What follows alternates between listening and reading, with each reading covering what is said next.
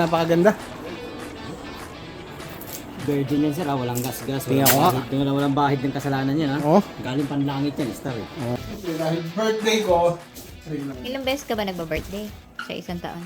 kahit kailan ako gusto, pagka gusto ko mag-birthday, nagba-birthday ako. Special signature edition ni Gus G. Si Gus G, kailangan mo yun, gitarista niya, no?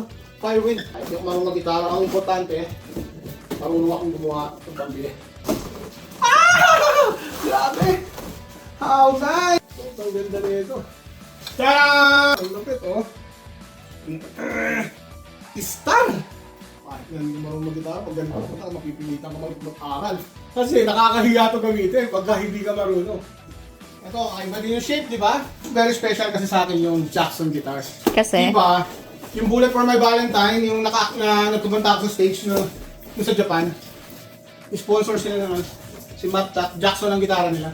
Ito na. Kulay pink ba yan? Hindi, basta bubuksan mo na. Ay di, hindi surprise sa akin yan. Surprise to. Surprise talaga. Grabe. Hindi ko nga pinsinend sa yung picture kasi Surprise mo sa'yo. surprise ko talaga.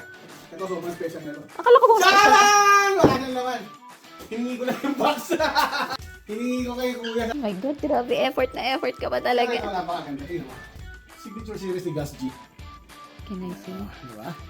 Ang problema nito yung guitar stand.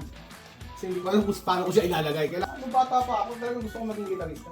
Eh, hindi... Akala ko ba piloto? Oo, pero gusto ko rin maging gitarista. Eh, naging durugista ako. Kala ko si parehas lang yung tunog. Kaya, Mali yung ano, key.